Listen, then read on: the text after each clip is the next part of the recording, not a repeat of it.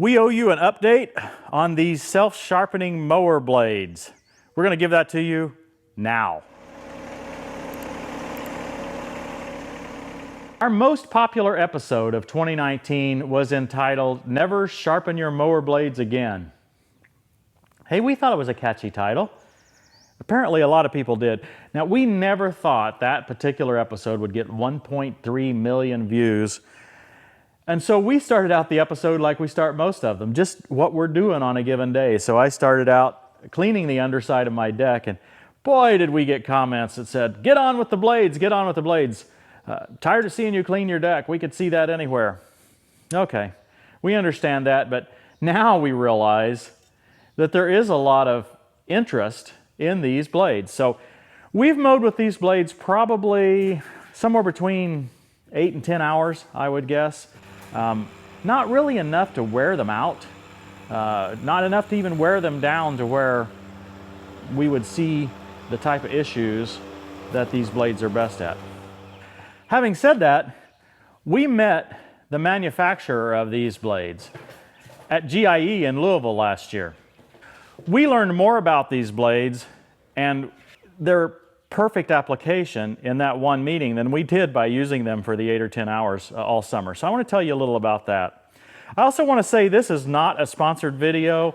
Yes, the blades came from greenpartsstore.com. They sent us the blades. We did not pay for the blades.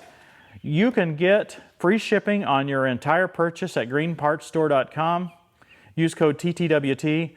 But the blades themselves, even Green Parts Store didn't really care about promoting these particular blades. They just wanted to see them used, and they wanted to see what we thought of them, and that's what we're going to do here.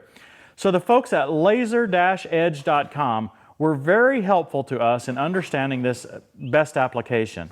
We saw comments, for example, probably 9 out of the 10 comments that we would see on this first episode said they were snake oil, this wouldn't work, there's no point in this. And then that 10th comment would say, I've been using these blades, they work wonderful. Hey, these blades are the best thing ever. And when I see discrepancy like that, I tend to question what's going on. This is where the folks at Laser-Edge helped me. They explained that these blades are very useful for sandy soil types, something that we don't have here, but they said a best example of this is probably in Florida, where there's a lot of sand. Right where you're mowing your grass, the sand gets up there and really dulls your blades very quickly. So in that scenario, that sand just wears away at the edge. Where is it? It dulls it. So by making a small layer of hardened steel right at the bottom, the top edge wears away, okay? But the bottom edge stays hardened and stays longer.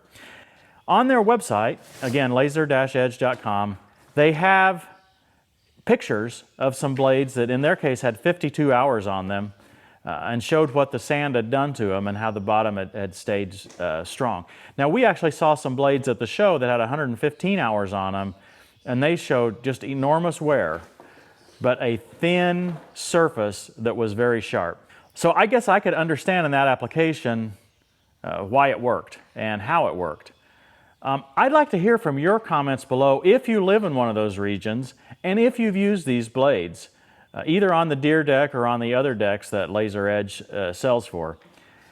I just want to understand how it works, how much longer it lasts than the other blades. I'm interested to find this out because I think it's quite fascinating, because it's not suited for our type of area here, right? I mean, it's not suited for our soil types. It's not suited for some of the rocks that we might hit. They would chip very easily.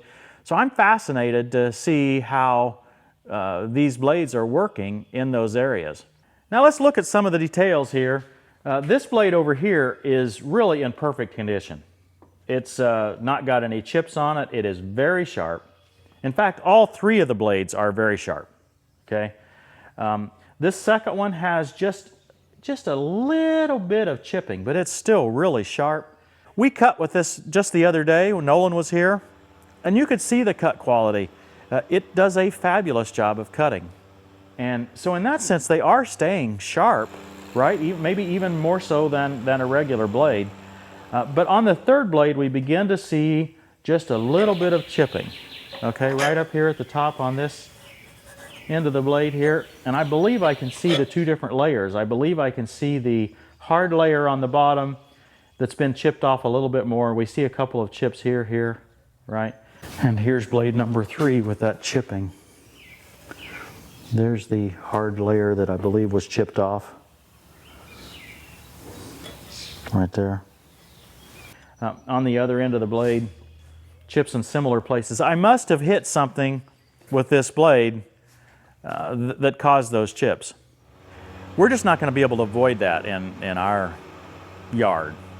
We have crushed stone driveway. We're going to be hitting little rocks there. We have other rocks around the property. It's just going to be impossible for us not to hit something. Having said that, we used this with the TKV20. If you remember correctly, we used the TKV20 to clean up the brush, the clippings when we trimmed our bushes. The folks at Terra King suggested that we use that TKV20 rather than trying to vacuum up the clippings for ourselves, and it worked beautifully. We had these blades on for that. So they took some abuse in that scenario right there.